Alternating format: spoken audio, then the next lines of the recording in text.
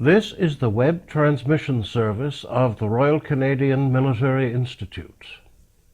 Our Military History Night of November 13th featured former foreign correspondent, CTV news producer, and professor of journalism Ellin Bessner, who spoke on A Score to Settle with Hitler, the story of Canada's 17,000 Jewish World War II servicemen.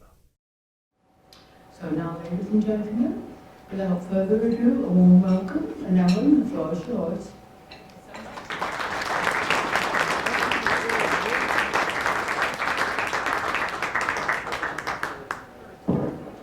Hi, everybody. I'm so happy to be here. Usually I'm a teacher, so I walk around a lot and I check that you're tweeting properly and you're on Facebook, which is all great, you're allowed. But tonight I'm not allowed to wander. They put me on a short leash. I have to stay here because they're taping it. So I'm a little unused to not moving around and coming to see you guys on this side and the cheap seats over there. However, we'll muddle through. I want to thank Michael, the president, and Jim, and of course Pat for setting it up, and all of you for coming out on this slushy cold night when you could be at Italy, at the new Italy opening in the lineup. I drove by, I was like, there's thousands of people there. So let me tell you how tonight's going to go, and if I get your okay, then we'll proceed, all right? So I give a quiz. I'm a teacher, there's a quiz. It's not for marks.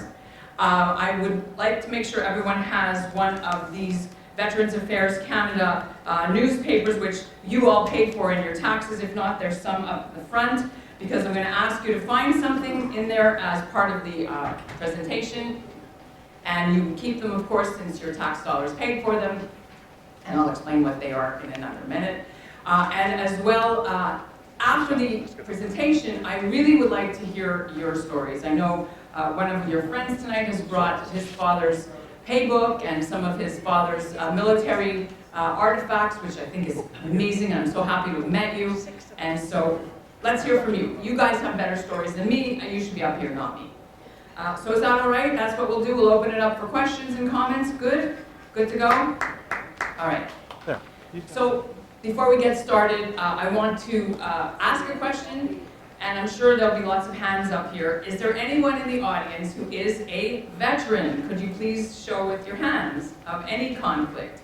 Thank you so much for your service. Is there anyone in the audience who has a relative or a family friend or someone who served as a veteran? Also, okay, almost everyone. So we are a couple of days past Remembrance Day, and it has been quite the Remembrance Week, as we will discuss. And I want to say that, mostly I never hear of any of the stories of the 9 people that I had in my family who served, because they never talked about it. And so tonight we're going to talk about some of the people who shared their experiences with me as I researched my book. I interviewed over 300 veterans and their families in order to tell this important historic story. So tonight, of course, we're at a very fitting date in war milestones. Does anyone know what this 1938 symbol is? Sure. So it's Kristallnacht, the night of broken glass. Those who I had to explain it a few times yesterday. I was in an audience of many people didn't know what that was. But of course, we are a weekend away from the 81st anniversary of Kristallnacht, which was 9th and 10th of November, when the Holocaust really began. So when we think about this past weekend being the 81st anniversary of this, and we think of Monday, which was many places around the world commemorated the 75th anniversary of the liberation of Auschwitz coming up, and also we had Remembrance Day, which was November 11th here in town. I'm sure many of you went to many ceremonies, but the two are linked. But it's a strange linkage, because when people think of the Second World War, they think of Jews, and then they think that they are the 6 million victims. What hasn't been talked about, and what the world hasn't really known, is that there were the Jews who were the liberators. and went to stop the war. And they defeated Hitler, and they rescued the survivors of the Holocaust.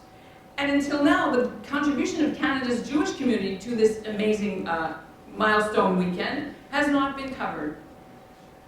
And these fighters had to face a double threat, hence the name of my book.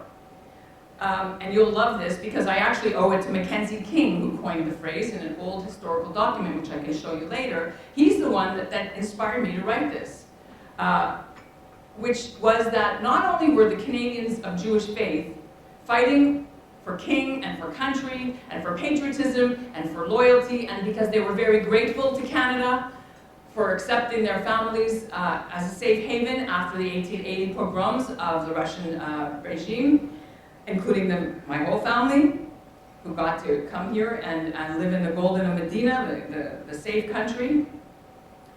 But they were going to fight a war where if they were caught and their Hebrew faith was discovered by the Nazis, their own fate would be very dark indeed. So they faced great personal risk to go. And they did it anyway. And, of course, you know, it was a very small community. There was only 168,000 Canadians of Jewish faith in Canada at the time, maybe 5,000 here in Toronto when the war broke out, 1.5% of the population. And the Jewish community, they knew what was at stake because of Kristallnacht. They had family back home in the old country still, and they would be telling them, and it was in the news, so they knew why they were going. And many Jewish families, like my family, my father-in-law, Mr. Friedlansky, who served overseas with the RCAF, and my aunt, who was a military policewoman, Daisy Lazar, and there were only 270 women who served of the Jewish faith. I'll explain later why. 3 of my great uncles served, 1 in each of the service, and my cousin was killed, one of the 450 Jewish Canadians who did not come home from World War II. Jacob Ravender was killed in a training accident over the Lake District in Keswick, England, which of course was the crappiest place to have an air base. If you are Canadian, they put you in the worst part of the fog and hills, and it wasn't very safe to even train in England. So the Jewish community knew what was happening at this time of the year because it was September of 1939 when the war broke out, right? September 1st, and Canada went to war when? No.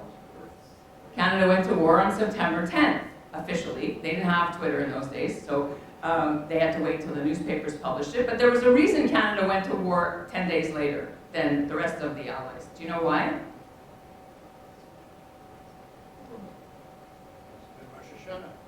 Ha! It was the Jewish New Year, true. I'm sure Mackenzie King couldn't have cared less. But that's a very important point, Mort, and we'll get back to that in a minute. So, because there was never any doubt that Canada was going to go to war. Even in August, they were mobilizing already. And sending reserves, calling them up, and opening up the armories quietly. There was never any doubt. And they were also stationing people at strategic points, like Niagara Falls Power Station, Welland Canal, the armories, things like that. I'm sure you all know.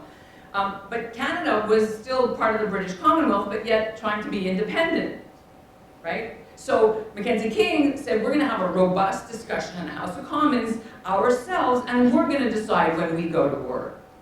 So that's why they waited about a week. Now you mentioned, Mort, that it was the Jewish New Year. September 13th was the Jewish New Year. And all across Canada, if you don't go to synagogue on Jewish New Year, you're going right to hell, because it's like Christmas and Easter. Everyone goes. You have to go. If you don't go any time of the year, you got to go then, right? And all the ladies wear their new outfits, and the boys look at the girls, and they try to, you know. It's a very big, true, it's true. You have to go. And so they had a big audience for the rabbi's sermons. And of course, that year the subject was the war and signing up.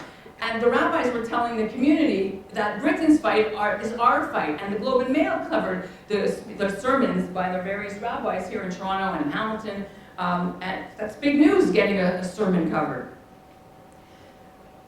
And they were very loyal. And they also knew that it was their fight if it was anyone else's fight. Because 17,000 of you people, 17,000 Canadian Jews, we were all you people. came to Canada, whether they were originally a first generation or they were just arrived, like some of us, where's Mr. Glass? You came in 1920, your family. So, I mean, recently in between the wars came, they knew what was at stake, and they wanted to show loyalty, mostly immigrants, to fight fascism. But also, they knew that Hitler wasn't going to just stop in Europe. This is a very famous book. Oh, there you are. Famous book. Does anyone know what this book is? Anyone seen the story in the newspaper about it? Yeah, you have? Do you remember what it was? Right, so library, you all paid for this. Library and Archives Canada in the summertime bought this book. It's actually Hitler's personal bedside table book. How do we know? Because, you know, like I know my grandparents had these ex libris stickers that you would stick inside the cover of your book so that it would be, and you would have personal property. So it was his. And I'm going to see if I can reach here. So this was in German, and it had a list of all the Canadian cities, and even all the way to London and Verdun, and all the residents, because he had spies here in Canada. And this column was Juden, Jews. So Hitler knew exactly how many Jews lived in each city.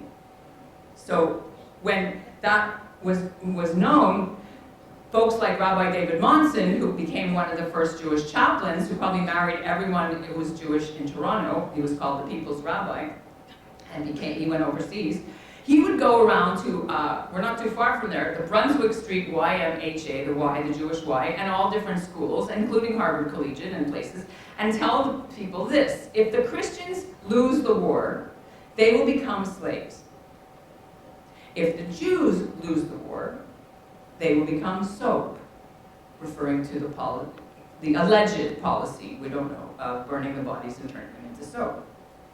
So they were volunteering to save their own people from the final solution. And lots of families were having these discussions around the Jewish tables, around New Year's, the luncheon, the dinner tables. Should we go, should we not go? And many, many families sent their boys, lots of big families, the 7 sons of Rabbi Mazer from Ottawa. There were actually 9 kids. The 2 youngest didn't go, they were cadets.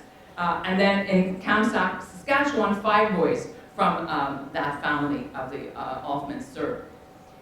You would think that Mackenzie King and the Ministry of National Defense would be so happy to have these eager, motivated thousands of Jewish boys coming down to the armories to sign up, or the Air Force recruitment offices, or HMCS York down in the exhibition grounds where the Navy was. You would think that they would be happy. They needed bodies. In September, they needed 60,000 bodies right away to have one division. But you would be wrong. Because in 1930 and 1940 Canada, this was how Canadians of Jewish faith were treated. This is a sign from Jackson's Point, which is not too far from here, in 1938. There were signs like this all over the country. You were not able to become members of golf courses. My grandfather was a member of Oakdale. They had to open their own golf course, Jewish people, because they weren't allowed into the other ones. I was just talking about that with someone. There were universities like the U of T over here that would not accept Jews in medical school. There were quotas. I'm sure you all know this better than me. Montreal, same. Winnipeg, same. There were quotas, not just on Jews, but anyone who wasn't white and Protestant. If you were black, forget it. If you were Asian, forget it. Of course, there were very famous historical activity that happened in 1933. The Christie Pitts riots were in Toronto. Those of you who were around at the time might have remembered being a part of the battle where 10,000 people fought in the streets because a swastika bearing fascist group came to Christie Pitts to a baseball game. You know the story, right? And there was a Jewish team playing against a non-Jewish team, and in the stands, in the bleachers, they unfurled the banner that had a swastika on it. So of course the Jewish boys blew up. They got bats and sticks and pieces of wood, and they called their friends from Spadina and down the Italian community also, and there was literally a street brawl because they wanted to fight fascism right here in Toronto, because there was a lot of support. Now, if anyone is from Hamilton, you will know where Westdale is. If there was such a thing, not just in Westdale, but of course in Cottage Country, in Grand Bend, in north of Montreal as well, where there were restrictive covenants on land. So that means that if you aren't white and Protestant, no one's selling you a cottage, no one's selling you land, no one's buying, you can't buy property. And it wasn't until the late 50s, early 1960s that these were appealed in the courts and taken down, outlawed. So it's actually funny now because the Jewish Community Center in Hamilton is in Westdale right now. So it's kind of ironic. But not only were there sort of, I wouldn't say just microaggressions, no, because they were much bigger anti-Semitic times in Canada, but they even bombed my grandparents' synagogue in Quebec City, firebombed it in 1944. That is my Uncle Sidney Lazarevich. And the night before, the Quebec Jewish community was going to have a ribbon-cutting ceremony in 1944, right during the war, okay? So Uncle Sidney went in a little bit earlier to make sure all the tables were ready and everything was cleaned up. And at 1 or 2 o'clock in the morning, somebody poured gasoline on the windows, and they then threw a Molotov cocktail into the windows and torched the synagogue. It was front page news in Canada. And I'm sure you guys probably never heard about this. So we haven't learned a lot in many of these years, because this stuff is still happening. And of course, this was the Canada of none is too many, when the Jewish refugees who were on, what is the story about this ship? Who wants to tell me? MS St. Louis. So the MS St. Louis had 900 Jewish German refugees on board, you know the story, and they came through Cuba. Cuba turned them away. They came to the United States. This is before the war actually broke out. US turned them away, and their last stop, the captain tried to get Canada to take the Jewish refugees before the curtain closed, and of course, the country said, none is too many. How many Jews can we take? None is too many. So the ship was sent back to Europe, and several hundred of them were murdered in the Holocaust. Of last year, you'll remember that Prime Minister Justin Trudeau apologized for the MS St. Louis in the House of Commons and to Canada's Jewish people. One of his many apologies, but I'll take it.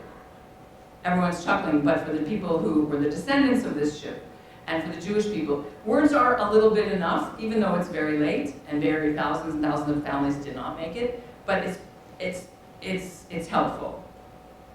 So when I interviewed my boys, as they said, about why they went, despite all this anti-Semitism and racism, I said, what did you go for? And Hyman Chud, who lived in the Kensington Market area, originally from Montreal, who was also a little bit of a communist, said this.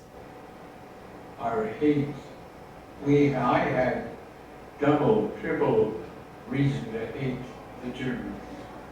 Anti-Semitism, Hitler had special treatment for the Jews, and even the anti-Semitism here, and the injustice here. I was going to clean up the whole work in one shot. And we have a high percentage of real fighters for justice. So I'm going to give you the quiz now. You ready? I'm going to show you some photos of some of the most high-profile Canadians of Jewish faith who served. See if you can guess. You can shout it out. It's okay. Anyone that wins, I'll give you a handy-dandy that you paid for already. Government of Canada Veterans Day bookmark. So first one is this. Ready? Who are the people who wanted to serve Canada who were of Jewish faith? Who is that? You work here, you're not allowed to answer. You're the boss. Thank you. That is Monte Halprin. His real name, Monte Hall, was his stage name. He was a very famous Canadian game show host. When he was in university at Winnipeg at University of Manitoba, he wanted to be a doctor, but couldn't go to medical school, so he was in sciences. But he was in what's called, you know this already, the COTC, Canadian Officers Training Course, where you could study during the week. You'd have to train maybe 2 or 3 nights a week and weekends, I guess, like the reserves do in the armories. He said they used World War I rifles to train. And then when you finish your education, you go right into the officers' corps, right? That's kind of how it works. So one day he was on campus and he saw a sign, wanted officers for the armored corps. That seemed to be his way to get overseas. So he went to the officer who was manning the booth, the table, and said, I'd like to sign up. And the officer said, oh, we're not taking Jews. So he couldn't go.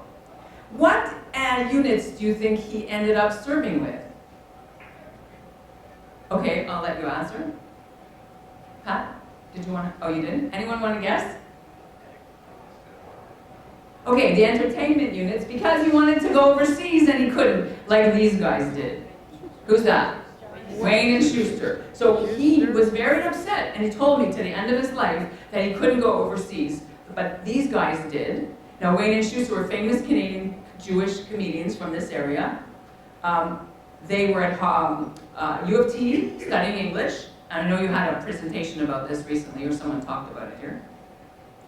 And they left their very successful career on CBC radio as comedians, doing a radio show, and they volunteered and enlisted. But they weren't just wearing uniforms. These are actually, they earned these stripes because they took all this training, they knew which end of the guns were which, and 40 days after D-Day, they were on the beaches of Normandy. Your dad was there D-Day plus 21, I think, or 23. They were there D-Day plus like 36, so very close after D-Day. And they were doing performances in caves with the bullets still flying. And I interviewed their kids because unfortunately they passed away. Who is this? Oops. Anna. Who was that? Dunkelman. Yes, Ben Dunkelman. Now, Ben Dunkelman's family owned what? Tip-top Taylor. Right, which is still on the waterfront now, a very important landmark. But at the time, they were the largest menswear manufacturer in Canada, so they had the contract to do all the uniforms for the army during the war. Plus, they had menswear, a line. And Ben was very, very prominent family, very active in the community. Plus, he went to Upper Canada College, so that was pretty prestigious. He had his own yacht in Lake Rosso called Ginny, which he could skipper, so he could sail. And he wanted to go over and fight Hitler, not just because he was a Jew, but because he was a Canadian. He had a score to settle with Hitler. If you read his biography book, you'll see that. So his parents said, "Are you crazy? We need you here with the business. You're going to be one of these essential service people. We'll get you, don't go." And he said, "No, I'm going." And he marched down to the HMS York, and he tried to enlist as a naval officer because he had his own yacht, and he was Upper Canada College, right? Like, you get to be prime minister if you go there, no? And for a Jewish person to go there was pretty prestigious. So they took his application, and then he heard crickets for 9 months, nothing. They never called him for 9 months. So one of his friends in Winnipeg, Maitland Steinberg, who was a very famous lawyer now, called him and said, "Dude," they wouldn't have said dude in those days, but he said, they're not going to call you. They're just not taking Jews in the Navy, in the officers' corps. Forget it. So he ended up getting so angry about this, and he enlisted in the Queen's Own Rifles of Canada instead, which did take a lot of Jewish people. And are you guys Queen's Own Rifles people? Yeah? And he became very, very famous. They called him Baseplate Benny. He used to be called Mr. Shoot-A-Million, because instead of shooting one mortar at the Germans, he would shoot 20, so I imagine the ordnance guys were not too happy with him, using up all the stocks. He won 2 medals, the second most highly decorated Canadian of Jewish faith in the war. And then, of course, after the war, he came back and became a famous fighter in the Israeli War of Independence in 1948, Brigadier General.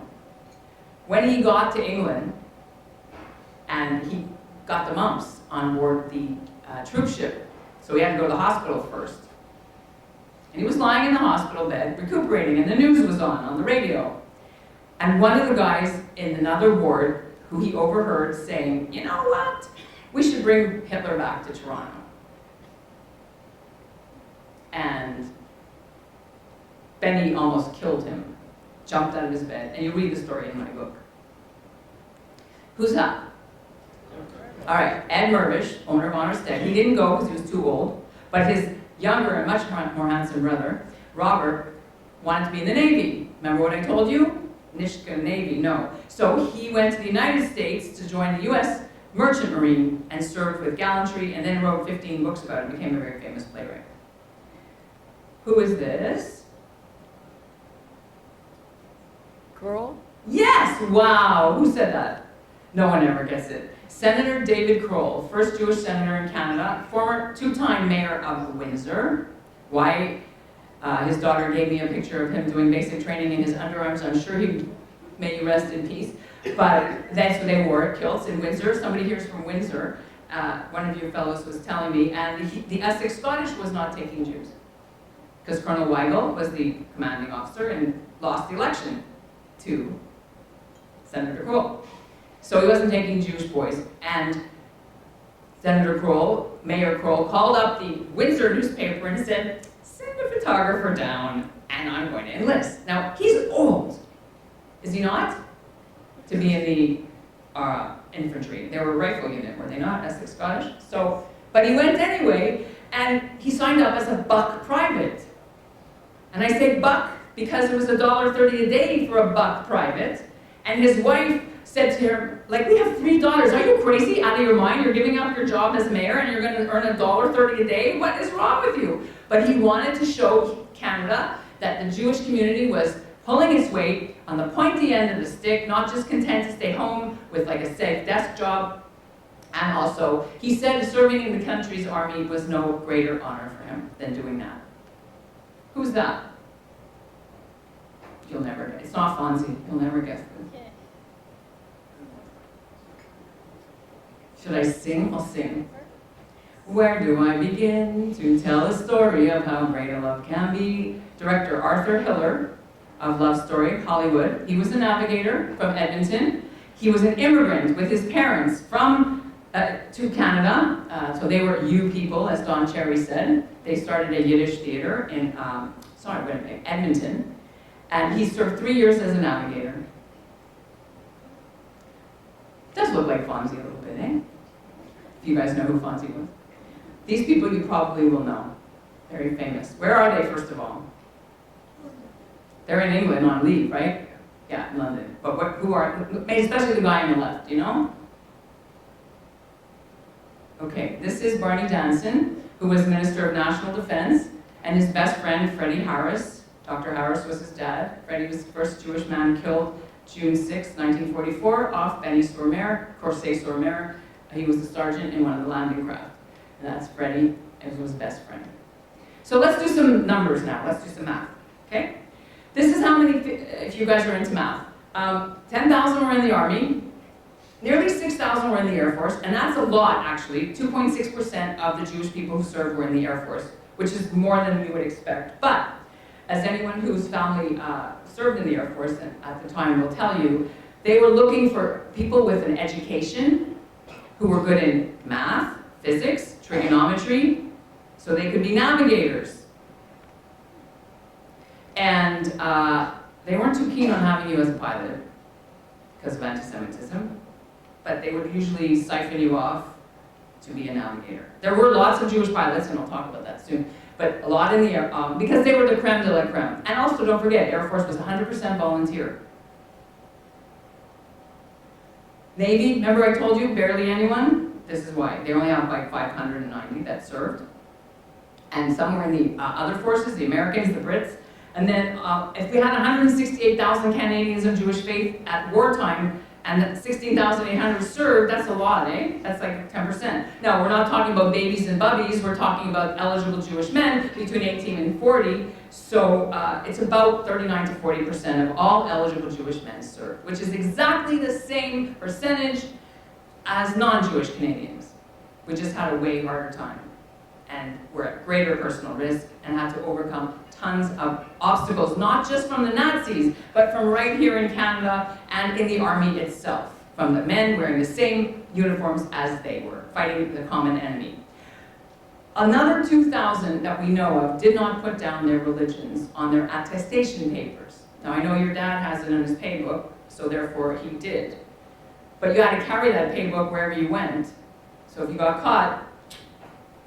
So the Canadian Jewish community, if any of you can read Yiddish, set up recruiting offices for Jewish boys, and they had very reputable First World War veterans. This one is in Montreal, that's why it's in French, English, and Yiddish, and it says, I'm sorry, I forget, the Jewish community is helping in the war, I think is what it says in Yiddish.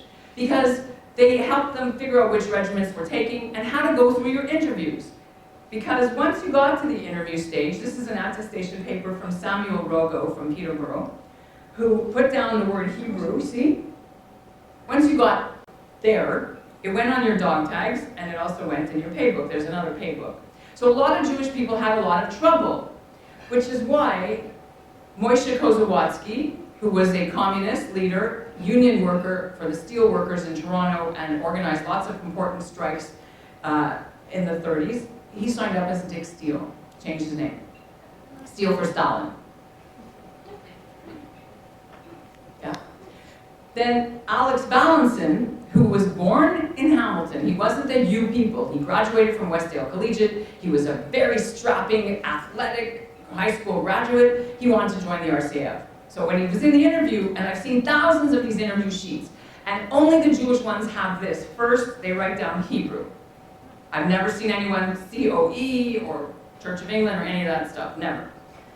Then they say, what a nice, he's going to be great, he's going to be a good physique, he's going to will be rather pushy, which is coded language for you're Jewish and we don't want you.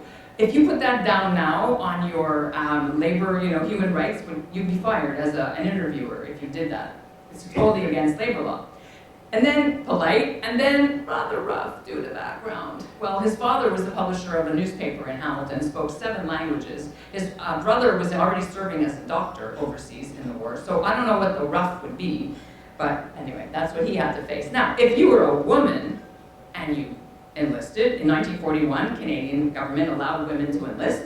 Not too many Jewish women did because it was considered a shanda, we called it. It was considered not seemly, embarrassing to the family, and loose. They were considered loose. Yet they did enlist, and Rose Goodman was from Glasgow, Nova Scotia. She eventually became the adjutant of a flying wing at Canadian Forces RCAF Clare's Home, which is pretty damn high for a woman. They were doing fighter training before they went overseas. And she was the adjutant of this wing, which is, right? It's like a big deal. She was a Dalhousie University graduate. She spoke many languages. She was a scout leader and played the violin. First thing I write down about her, and I'm telling you, they didn't have a Me Too moment in those days, because you know how much women earned? Remember I told you guys earned $1.30 a day? How much did women earn? 70 cents. And you couldn't wear nail polish, and you had to wear a skirt, no dangly earrings, and there was tons of sexual harassment. They write down, attractive, which is so wrong, especially today. But in those days, that's kind of how it was. And then Hebrew, again, so they had a double jeopardy, and then how amazing she was. And then they did a credit check of her father to see how rich she was, which I've never seen anywhere else. Now she was, because her father owned a big department store in Halifax called Goodman's, which was kind of like it was like Eaton's, or Sears. So they were well off. But who puts this stuff? What does that have to do with fighting Hitler? So I've seen lots. Now, once you were in, and you were serving side by side overseas with men in the same uniforms as you, there's Nathan Sonny Isaacs. He was a navigator with the RCAF from Winnipeg originally, working in Toronto as an accountant. And he had a very unsettling experience when he was overseas at his base. I'll tell you one that really bothered me a lot. This wasn't a treaty, this was while we were in operations. Oh, so overseas already? Oh, yeah. Okay, so we'll get to that after. Yeah. After I'd done probably a dozen raids, we're sitting in the officers' wet canteen. What squadron was this? 427? 427, yeah. And there was a bunch of guys sitting around drinking, and all of a sudden, one of the who was an officer, pipes up, you know what we'll do? He says, after the war, we're going to take Hitler back to Canada with us so we can clean all Jews out of Canada. Yeah. Was he really drunk? Well, I don't know. Oh my God. I mean, I just, he was twice as big as me, so I was just felt bad that I wasn't big enough to hit him over the head with a bottle or something. So, not everybody was hiding their Jewish religion when they were overseas. Many people, as your dad did, put down Hebrew and were proud of it. This is Murray Jacobs from Toronto. He was a sergeant in the 4th Mechanic. He was repaired tanks, okay, and other things. He was a watchmaker. He used to work for a company called People's Credit Jewelers. Do you guys know what that is? Yeah, it's still People's, but so he was, and he was very religious. His grandparents made him a daily prayer shawl with the fringes that he would wear under his uniform. They had two, so one got washed and one didn't. And he told me before he passed away that it for sure kept him alive. He believed in it. And I asked him, well, you know, would you hide? Some people changed their names. Some people hide their dog tags. Some people said they were Catholic. What do you think? Now, did you have a dog tag? And did you put your Hebrew on it? Oh, yeah. Because some people chose not to do that, as you I know. don't believe in that. That's a bunch of crap. Okay? Because first of all, if you're not proud of who you are, you shouldn't be there. That's what this was all about. There's guys in our outfit that had different denominations. They think that they're not gonna find out that they were Jewish if they were found out. Come on. This is, boo monsters. That means old wives' tales. So there were folks who actually painted, he's from the Junction here in Toronto, painted the Star of David on the nose cone of their fighter plane. He did 92 sorties over the Mediterranean, shooting, patrolling the Italian and south coast, north coast of Africa, until he was shot down. And he had this on his plane instead of Mae West or some of the pin-up girls, or the number of kills that he did. Now, it wasn't all terrible, as I kept saying. There's a lot of people who had very important experiences in the war where they were awarded bravery medals. At least close to 200 members of the Jewish faith earned bravery medals, gallantry medals in the war. This is Leon Cagna, who was a pilot. This is winning a DFC. Abe Firstman won a DFC, Distinguished Flying Cross. But even the most decorated Jewish ace, named Sidney Shulamson, who was a dry cleaner's son from Montreal, couldn't go to medical school because, I already told you, so he went to aeronautical engineering, which was a good thing for a fighter pilot. He shot down 7 German planes, sank 13 German ships. Because he was so smart, and I need to just show you, because I'm not a physicist, my son is, but I'm not. Instead of using one torpedo, can you all see me? Like they would fly their bow fighters and they would have one torpedo. He taught them all to use 4 rockets on one wing, 4 rockets on the other. They had 8 rockets, fly, and figuring out the trajectory and the speed. They figured out a better way for the squadrons based in Scotland to patrol the North Sea and to patrol after D-Day the Channel. And he won the DSO and the DFC, and he was never promoted past flight lieutenant, which is like captain. There's nothing wrong with captain. We have captains here. But you would think that you have these two he's the most highly decorated man of Jewish faith. He was like Canada's Jewish Buzz Burling, and he was never promoted. POWs got 2 ranks when they came home for doing time in camps. All right, let's move on now in time to D-Day. We just came back. I came back this summer. Ted and I went to Normandy. He led a tour. I was so lucky to be on to celebrate, commemorate, and honor the folks on June 6th. June 6th, 1944, turned the tide of war. And among the 14,000 Canadians of Jewish faith who were on the beaches and following up in D+4, D+27, were the Jewish men side by side with their brothers. They fought in all the major battles, from Falaise to Caen to Verrières Ridge, and continued on into Brussels and to Antwerp, and you know all the battles better than me. So as I mentioned with the dog tags or the identity discs, the rumors started going around after D-Day that the Nazis were mutilating the bodies of any Jewish POWs that they captured. Now they did capture and kill Jewish POWs, there is evidence of that. So I asked Hyman Chud, what did you do when you landed? The Jewish, we wore, all soldiers, Canadian soldiers, wore what we named the dog tags. It's a little tab with your name, regimental number, and your religion. The religion was on there so that they could know how to bury you. And some of us just took them off and got rid of them because to be killed is bad enough, but what else they can do is even worse.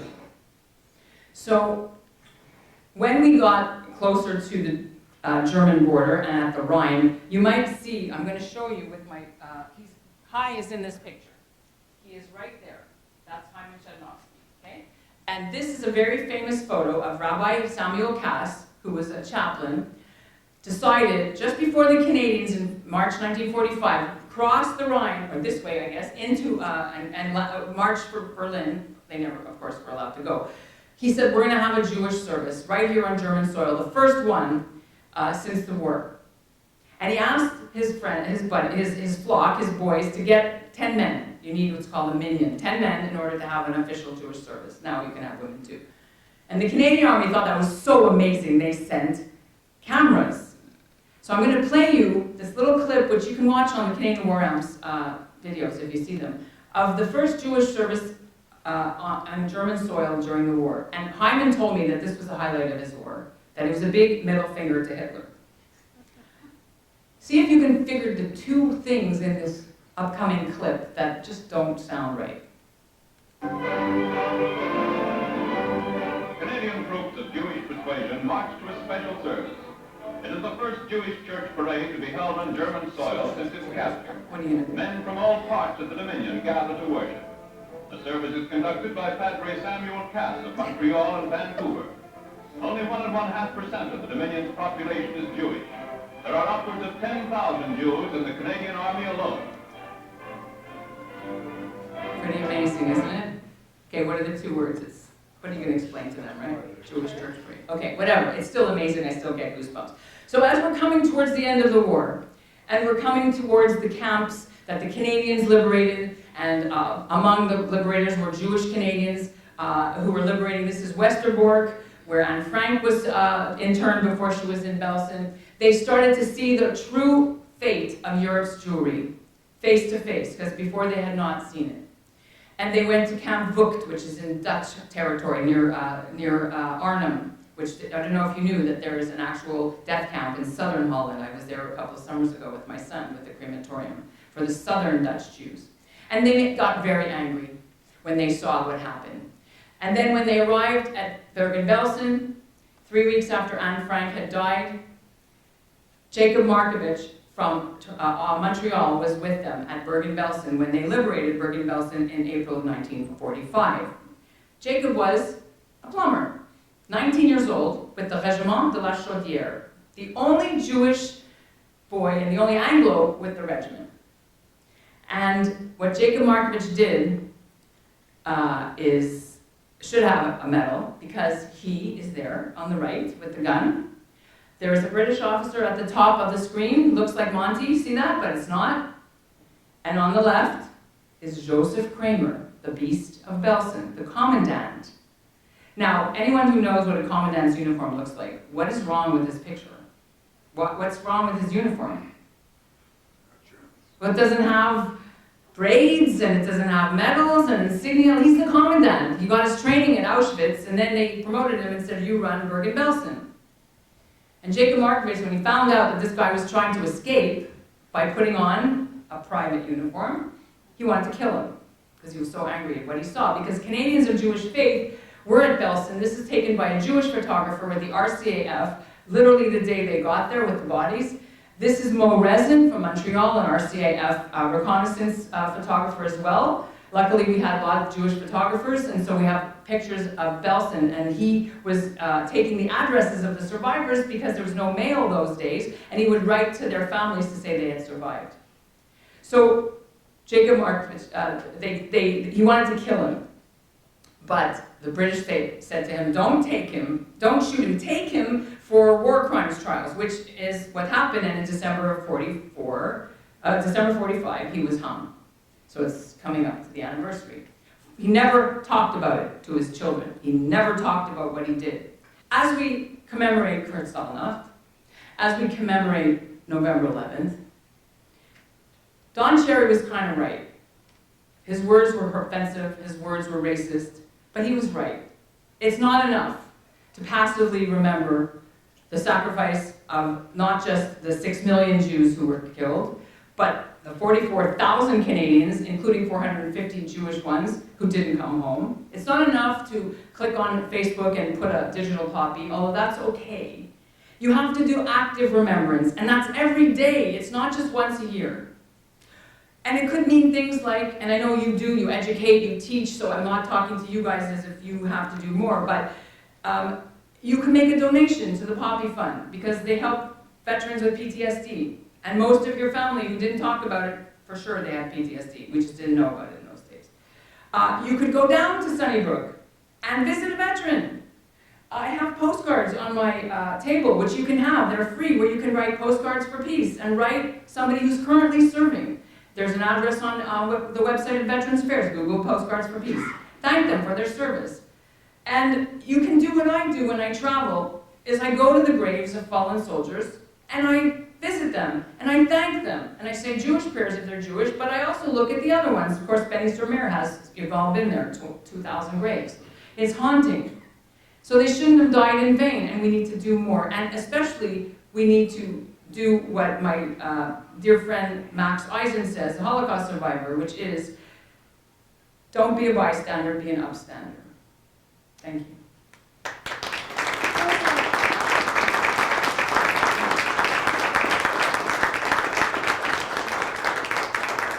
So now I'm going to turn it over to you guys. Please, if you have any comments, or you want to share your dad's stories, or your family stories, or your own, or questions, I would love to hear you. Should I give you the quiz first about what's in here? Ready for the quiz? So, this is a newspaper that Veterans Affairs Canada gives to high school students across country. You can all get them for your members. They're free. They're online. You just have to order them. I don't usually like to blow my own horn because this is about those who didn't come back and their service. But for 75 years, well, they've had the internet for 75 years, but let's just say in the last 25 years when they've had the internet, Veterans Affairs Canada has never had anything about the Canada's Jewish contribution on their website. They've talked about the Black Canadians, the First Nations, the Chinese Canadians, even hockey players have their own. Of course, hockey players have their own. So for the last 6-7 years, as I've been speaking around the country, I've been nudging them to do something. Finally, 2.5 years ago, they called me just before Christmas and said, we want a web exhibit. Will you help us write it? And I said, sure. They said, we're going to base it on your book. I said, sure. How much are you going to pay me? They said, nothing. I said, okay, because it's important for the future generations that won't have veterans here or Holocaust survivors here in person anymore in 10 years to talk to them. They need a resource to correct this lapse of knowledge about this important ethnic group in Canadian history. And I waited another year, and I waited another year. Finally, just this fall, it went up. And the first time ever that high school students are going to find out about Canada's Jewish contribution is in this book, in this newspaper. What page can you find the little blurb? Shout it out. 4. Page 4. A little bit about Canada's Jewish, really right beside Chris Hatfield. So why not, right? On page 4, right up here. So I'm pretty happy about that because it's way overdue. So I just wanted to let you guys know you're the first big military audience that knows. So go online. Look at it, share it, read it, enjoy. Okay, questions? Yes? Joe? And I'll repeat the question for you so you can hear. Well, first of all, let me congratulate you upon a simply superb presentation. Thank you. Marvelous.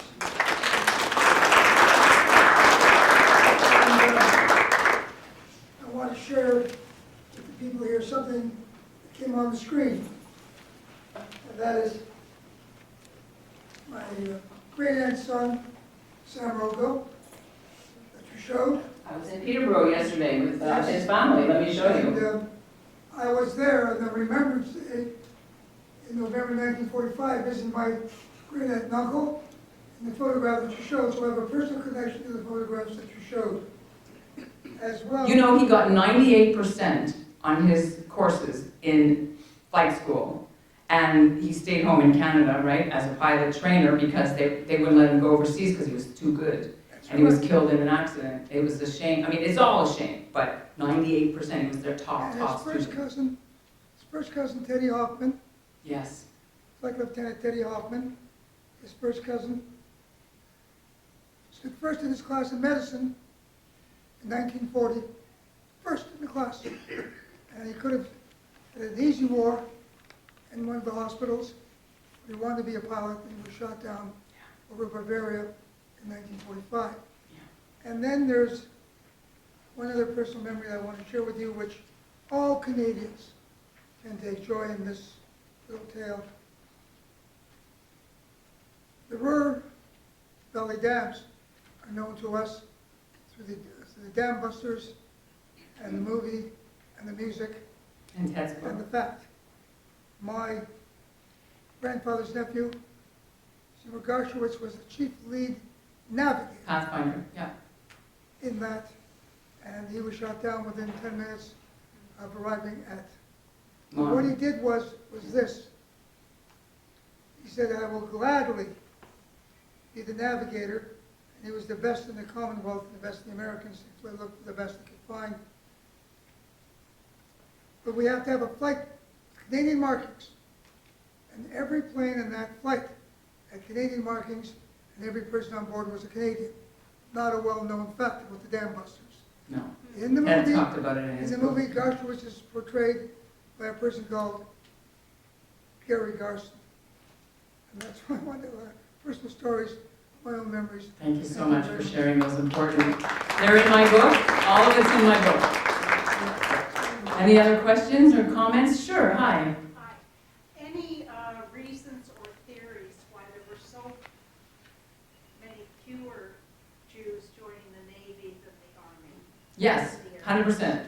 The Navy was very, very British, very, very colonial. We had like 2 ships, right, before the war started, and then during the war, of course, it ramped up to become the 5th largest Navy in the world. So all the officers had been trained in England with our Royal Navy, and they had colonial attitudes. They didn't want Jews in the wardrooms, officers. But there were some, of course, but not many, and they made it tough for them. But if you had a skill, you went to Central Tech, and you had a good skill like a Boilermaker, that was a better way to get in. They didn't, because they needed you, right? So yeah, it was just prejudice, period. And the Air Force was similar until they lifted the British regulations that said you had to be a naturalized Canadian British subject. Many people were you people, so they didn't get in. And of course, it was tough to get into the Air Force, as Captain Mort will tell you. If you had a hernia or you were colorblind or you had flat feet, you couldn't fly, period. That was it. So you were ground crew, so glasses, right? Wow, yes. Why were so many of our boys at about the age of 18 in the Air Force killed on their first mission? I'm not sure that it was a Jewish thing. I think it was just the bomber command. The casualty rate was enormous because, first of all, they had crappy planes at the beginning. Not terrible, but they weren't the 4-engine lengths. Second of all, Germany was winning the war till 1943, the end of 44, after the Dam Busters, as Ted would have told you, that turned the tide of the war. The terrain over England and Germany was not the terrain of the plains of Canada, where there was flat Calgary in between, Saskatchewan, and they were training over nice, gentle terrain, not with searchlights and coning and what have you.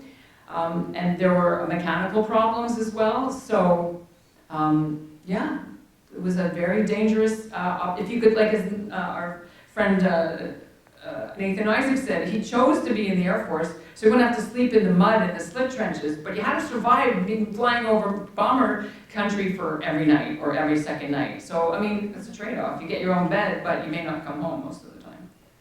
So, I don't think the Jews were any, there's nothing to that, as far as I could tell, that I have seen. It wasn't that they were put in because they were cannon fodder. No, everybody flew that way. Yeah? Ellin, I'm just intrigued in the use of Hebrew as the definition or as the descriptor for Jews.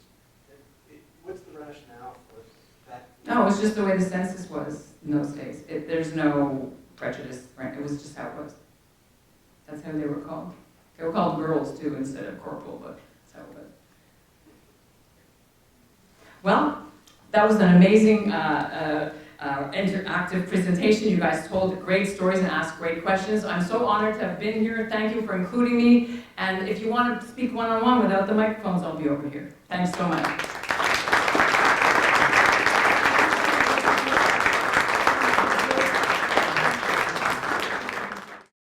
This has been another in our series of webcasts produced by the Royal Canadian Military Institute in Toronto as a public educational service. You can find news of upcoming events and links to our webcast archives at www.rcmi.org.